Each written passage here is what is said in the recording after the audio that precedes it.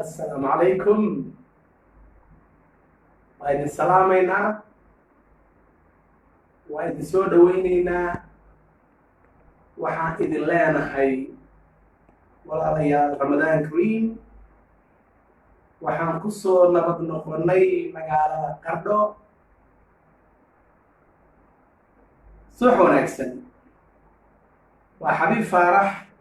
وأي قرب كيسة فردو ولا شيس لدن لدن يري لدن محمود gabadhiyaad social mediaha ka arkayseen baryahan oo xaaladda caafimaad oo cakiran idinkaga warantay gabadhii ilmeynaysay gabadhii niyadda xumayd gabadhii qalbadeeda iyo quluubteedu ay aad ugu oohisay qowmiyadda Soomaalida ee adduunka dacaladeeda ku kala fiirsan waan idinka raali gelinayaa inaanan horay idinla wadaagin maxaa video ka hadlaya Nasro sababtuna waxay ahayd ladan my apology waa video ka hadlaya ladan waxa weeye markii aan xaaladeeda ogaaday telefoon baan kula xiriiray in badan maadaama telefoonkeedu aad oo mashquul ahaa oo dadka soo wacaya aad u tiro badan yihiin oo ma suurtagelin inaan la kulanno kadibna markii aan magaalada ka baxnay ayaan ladan ismaqalnay waxaan ku ballanay inay noqon doonto qofka ugu horeeya oo aan la kulmo haddii ilaaha awoodda loo galaado markaan qardho kusoo noqdo waxaan la fadhiyaa Nasro waxay ladan waxaan aad ugu faraxsanahay inaan soo booqday saakay oo hoyga ay ka degan tahay magaalada qardho aan kula suganahay hadda walaalayaal gabadhan waxa weeyaan xaaladeeda oo dhammaystiran waad ka dharagsan tihiin 2-3 video oo iyadu ay leedahay mid ay Cali Cabdi Muumin la wadaagtay iyo mid ay iyadu iskeed usoo duubtay shalay ayaad aragteen waxa weeye xaaladeedu wataas waa ladan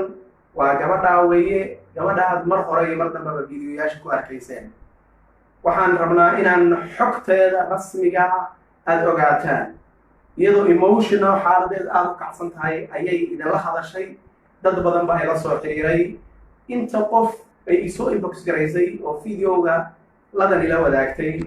walaalayaal waan idin salaamaya allah idin barakeeyaan leeyahay waxaan idin arkaa inaad dad khayr badan tihiin waxaan idin arkaa dad wanaagsan inaad tihiin dad islaam oo isu naxariisanaya inaad tihiin inaad walaashii u damqateen jeclaysan lahaydeenna in loo tago xaaladeeda dhabtaa la ogaado waxaan rabaa in haddii alla karaale noqdo ay Nasro inoo waranto xaaladeeda ladan inoo waranto xaaladeeda inooga waranto maalintii dhibtaani ay dhacday oo la wadaagtay meediyaha xaaladeeda ilaa iyo hadda waxa ku soo kordhay subax wanaagsan ladan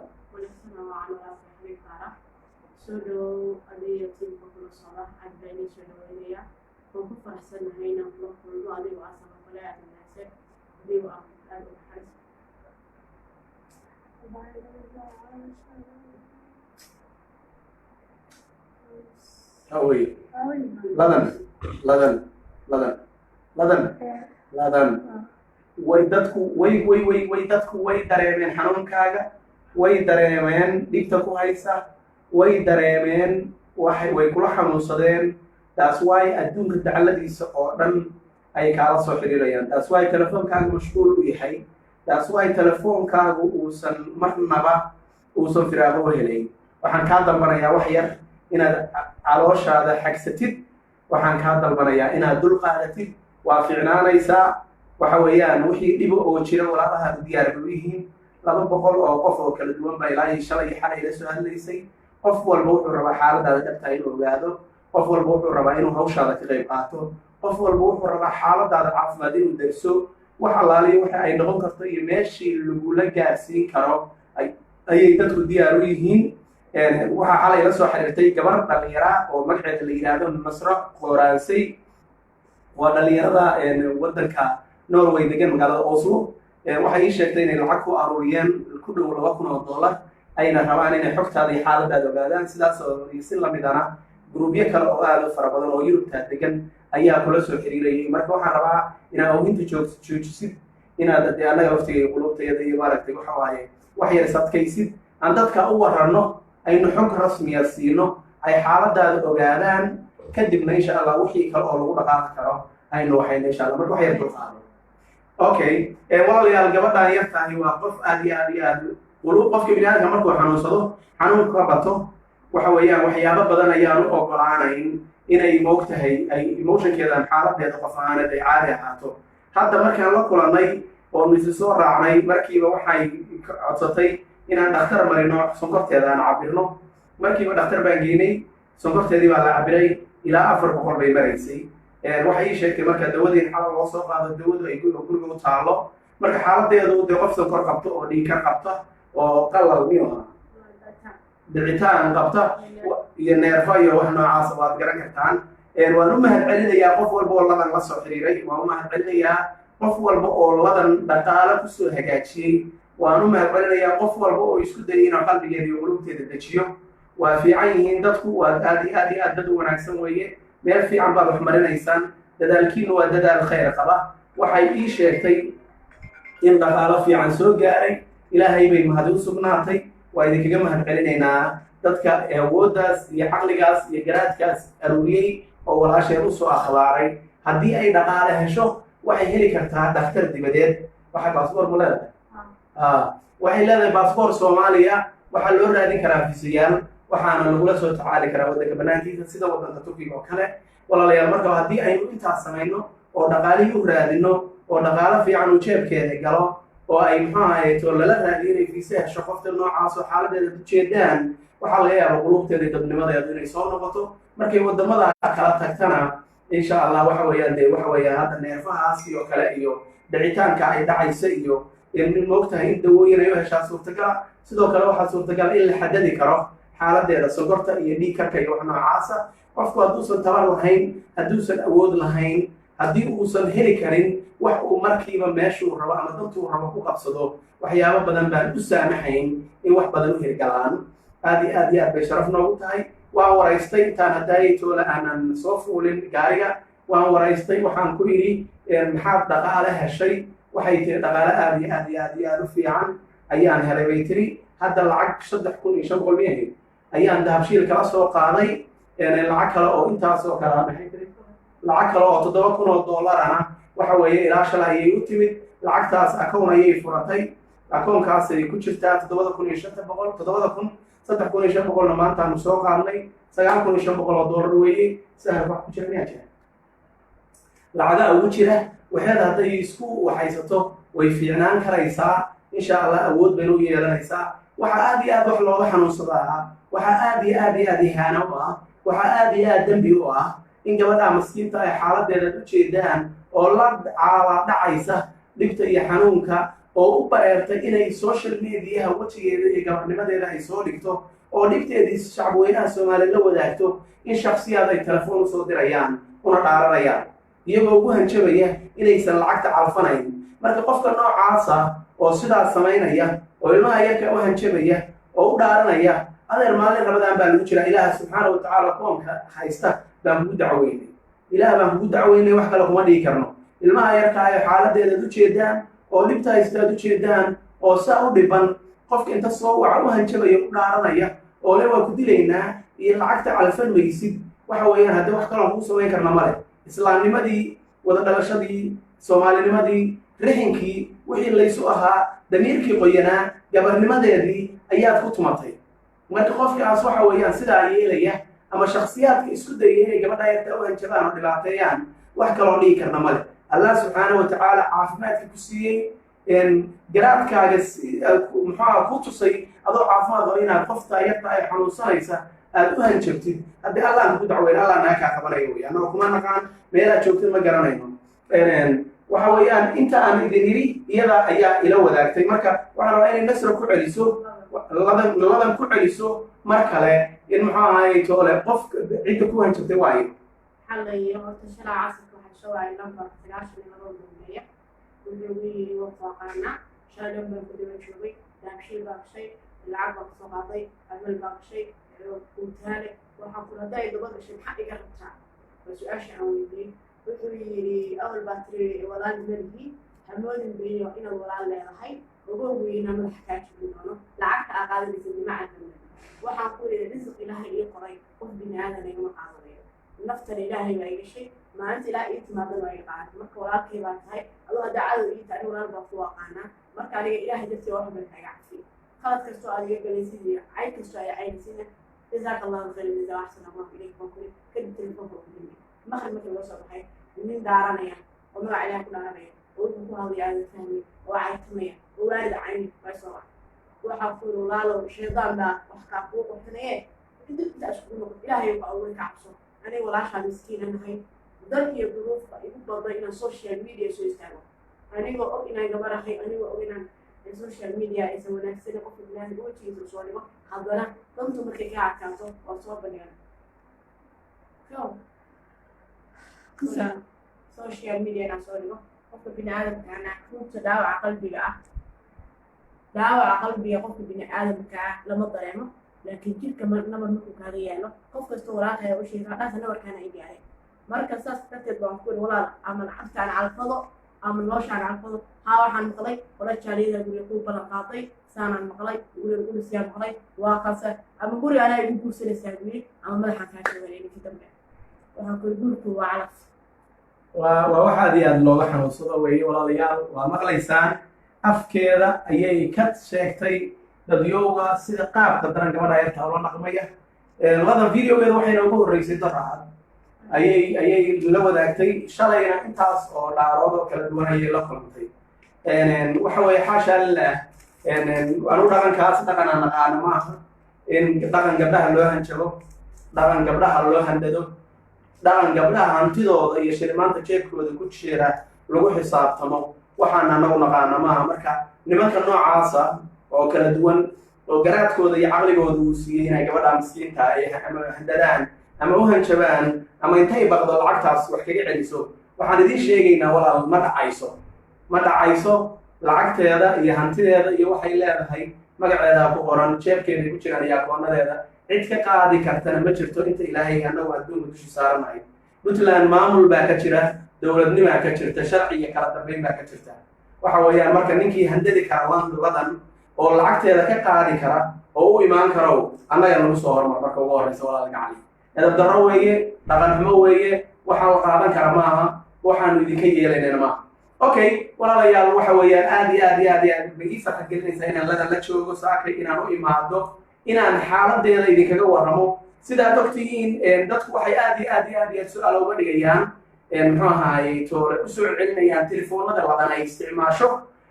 waxa weeyaan numberka meesha ku qoran screenka waa numberkeeda tooska ah 2529 eber 76 eber 295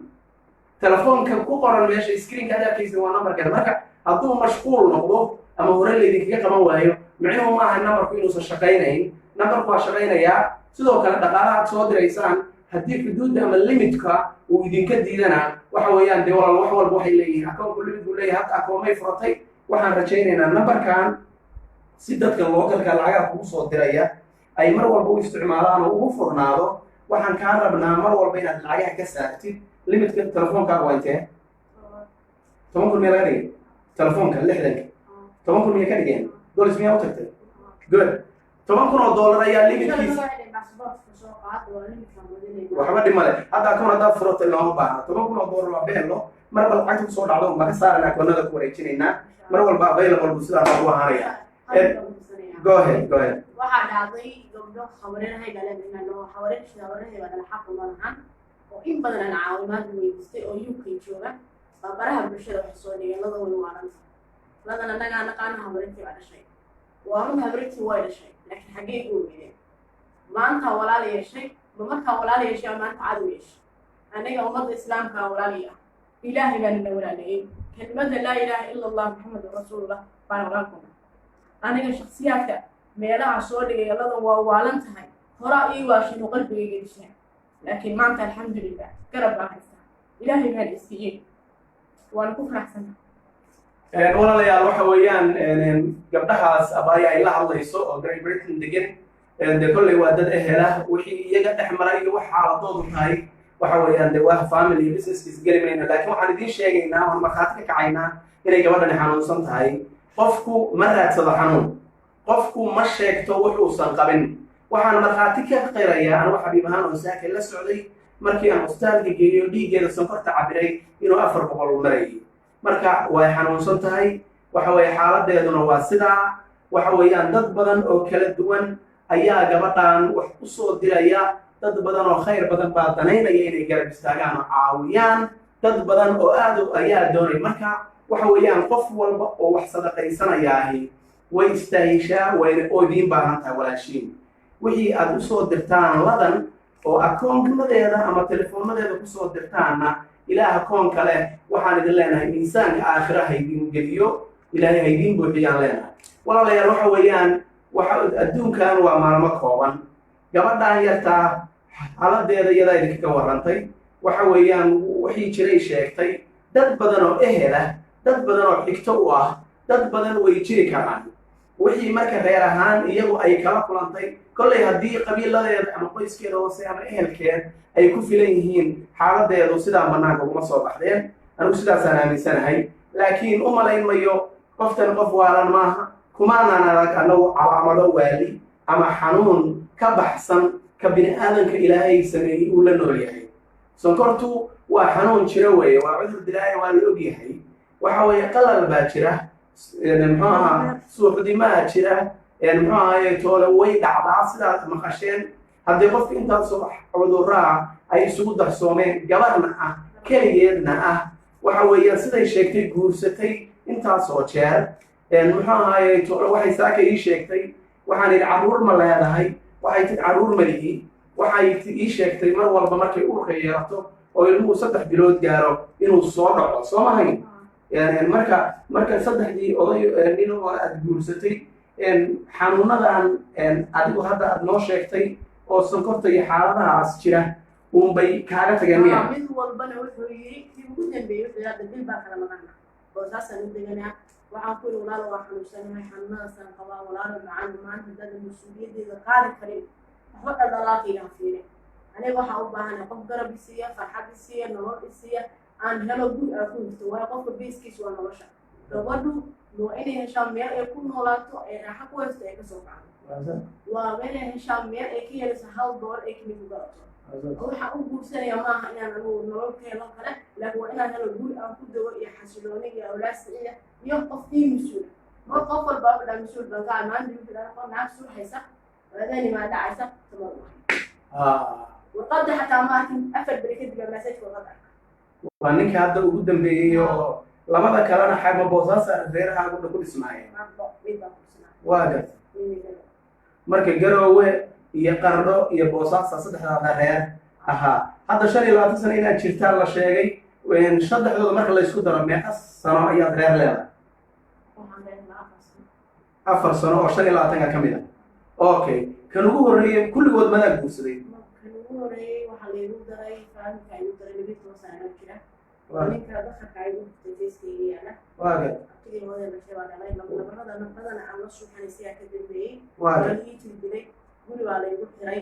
waxay wareegtay intii dilay dulmada nolosheeda ilaahay waxa ka bina waqtigaas macaan baa leedahay misaaleed baa leedahay misaaleed baa leeyahay ka xaliyay. ya wala wali iyo tobasay magaari nolol waa qangaaray laakiin hee ana inta ku guursaday dhibaato inta aan ku maro magaari. muxuu ka wadaa aabo miyaa leedahay misaaleed dadka ku siinayo aabay labada kun iyo 12 waa gartay waa la iibsaday raftigay baa iibsaday waa gartay hooyada Allah xariistay oo halka marka xagee deganaayeen hooyo ma ayay qolada markaas xagee deganaayeen? Garoowe deganaayeen. waa gartay sheekada isaga ka timi hooyo Allah xariistay la sheekada ku shiyay isaga inoo dhaxaysay heer buna lahaa. waa saas marka dhibaatada ay geystay 1 sano iyo 2 bilood madaxay geystay 250 kun shilin Soomaali isii maalin baa noqonaya. waa gartay habeenkii dambe guriga jaalaba xariisay yaala aan loo quurin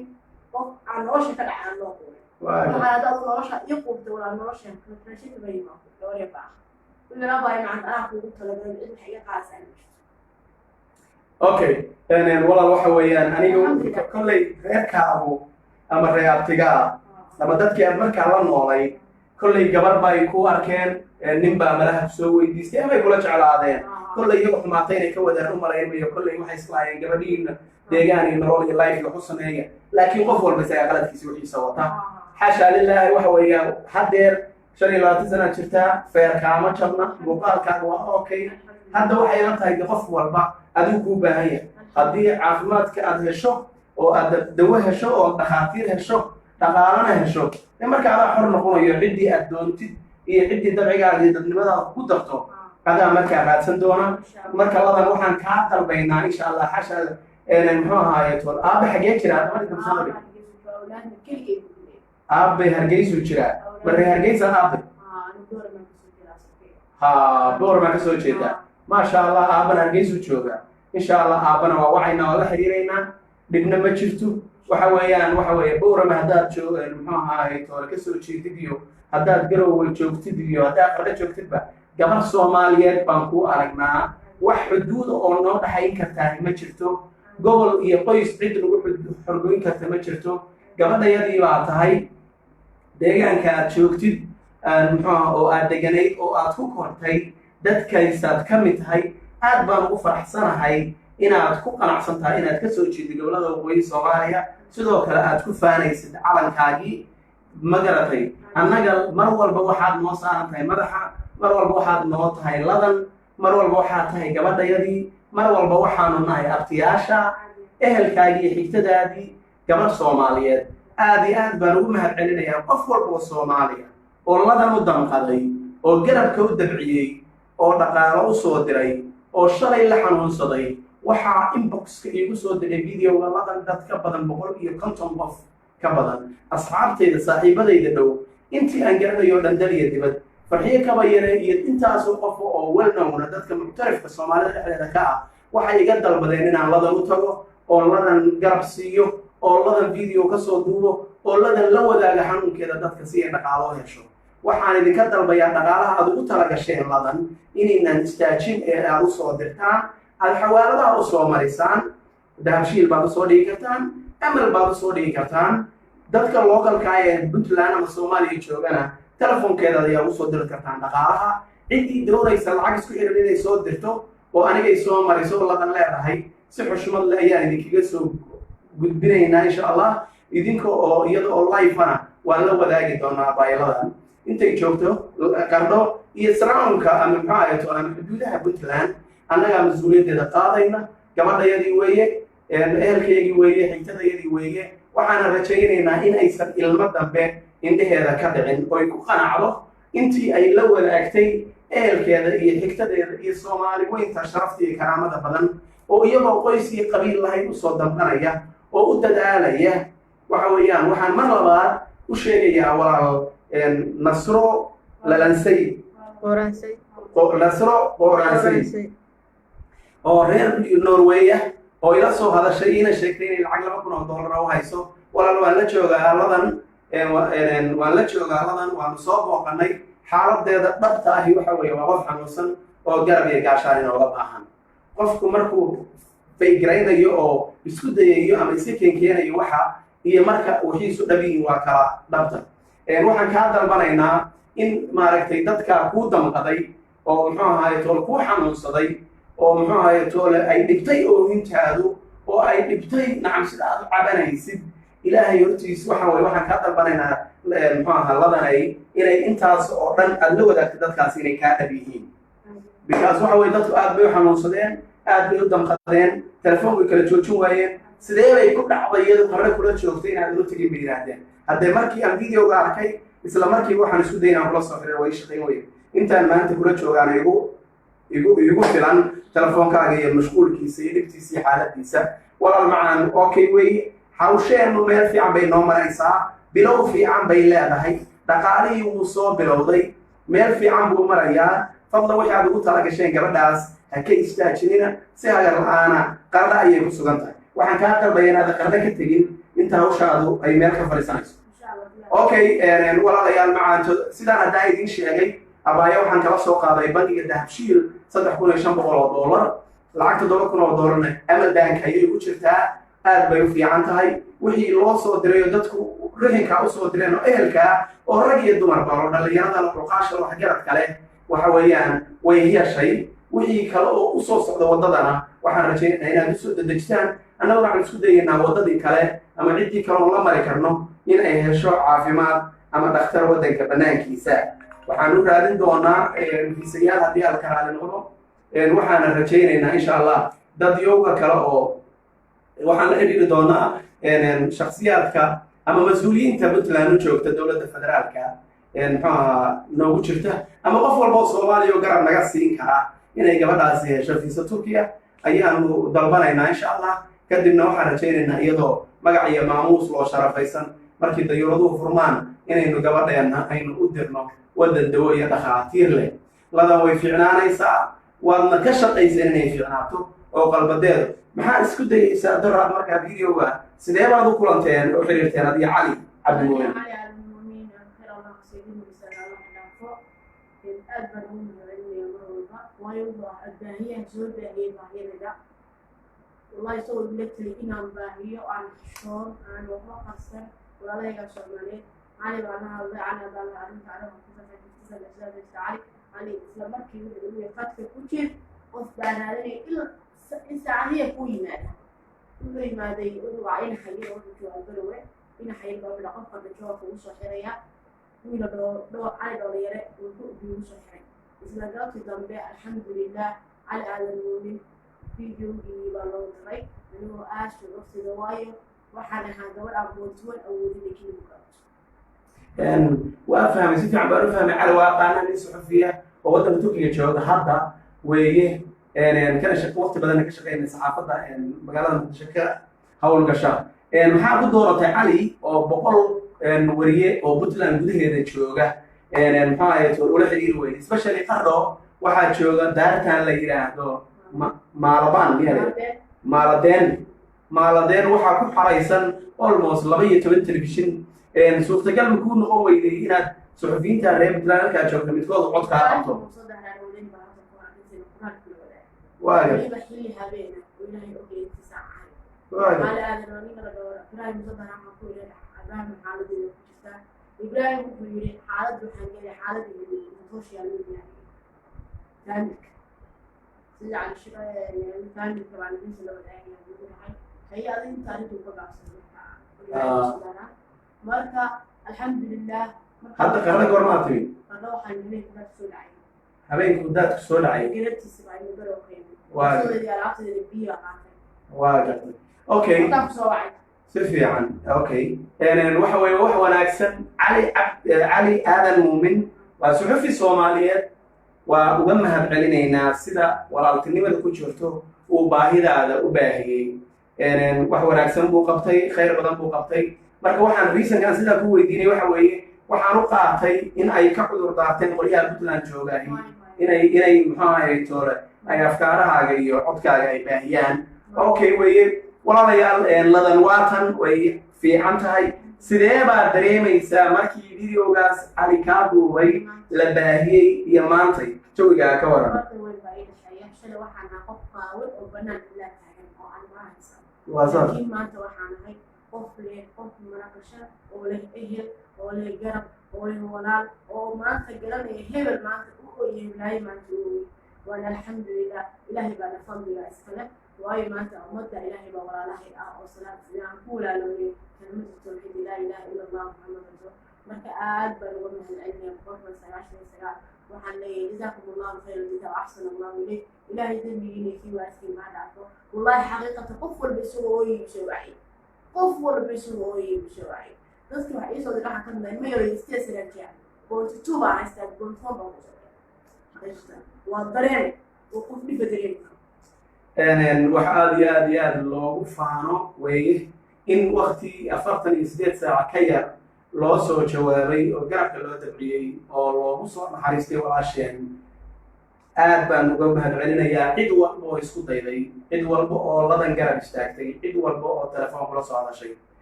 waxaan kaa dalbanayaa inaad telefoonada localka local maraan ku leeyahay waxa weeyaan soomaaliya gudaheeda inaad yaraysid ku hadalkooda inaad yaraysid la sheekaysigooda telefoonadaas internationalka kaaga imanaya waa la hadli kartaa daarabtid laakiin haddaad isku dayid inaad telefoon walba ka jawaabtid adigana waxa weeye maskaxdaada waa jaamgaroobeysaa dantii aad lahayd iyo wixii aad heli lahaydna waxa weeyaan sidii la rabay kugu qabsoomi maayaan waxaan kaa dalbanaynaa inaad nasatid gurigaaga ku nasatid joogtid socodka yaraysid muxuu aha qaadatid nutrition badan cabitaan badan aad qaadatid madaxa aad degsatid ma garatay insha allah waxa weeye hawshaadu waxa weeye way bilaabatay way fiican tahay meel wanaagsan bay maraysaa qof walba uu igala soo xiriiray adduunka dacaladiisa European America Canada Australia around the globe igala soo xiriiray oo xaaladda abaayoladan igala hadlayay 24 saac la soo dhaafay walaalayaal waxaan idin sheegayaa inaan qowlkiini iyo hadalkiinu igu weynaa inaan badantiinii fuliyey inaan la fadhiyo abaayoladan inaan u imid inaan xaaladeeda ka waraystay inaan wacyigeeda iyo waxa weeye situationka ay ku nooshahay oo dhabtaahi uu yahay kaas inay tahay gabar dhiban gabar xanuunsan guuro kala duwan soo mareen shakhsiyaad kala dabeecada soo mareen sidaad maqlaysaan weliba la jirdili jiray la dhibaateeyey madaxeeda iyo gabarnimadeeda iyo foorheerkeeda maaragtay dhibaato la gaarsiiyey qofka noocaasana waxa weeyaan waxaa gelaya baydad baa gelaya baqdin badan baa gelaysa cabsi baa gelaysa kalsoonidaa ka dhumaysa waxa weeyaan aad iyo aad baan ugu faraxsanahay inay maantay aliisti haysato lacag iyadu ay leedahay oo ay maamulan karto oo ay dawo ku qaadan karto oo ay gabarnimadeeda wax ka gashaan magaruba ahayn bangigana iyadu ku qoran tahay sahalkana iyadu ku qoran tahay ladan waad ujeedaan wax wanaagsan baad bilowdeen wax wanaagsan baad samayseen ilaahay kitaabka iyo miisaanka aakhiro ha idinku jididiyo ilaahay ha idinkugu quweeyo ilaahay waxaan ka rajaynayaa qof walba oo meeshaad ka soo saartay in alla kuu buuxiyo qoftaas walaasheena ood arkaysaan xaaladeeda oo sheeganaysa waxaa soo dhibaa ood mar hore maqasheen oo mar labaad maqasheen walaalayaal annaguna maanta marag baanu ka nahay oo waanu joognay oo saaka dhakhtar baanu geynay oo xaaladeeda caafimaad baanu soo daysnay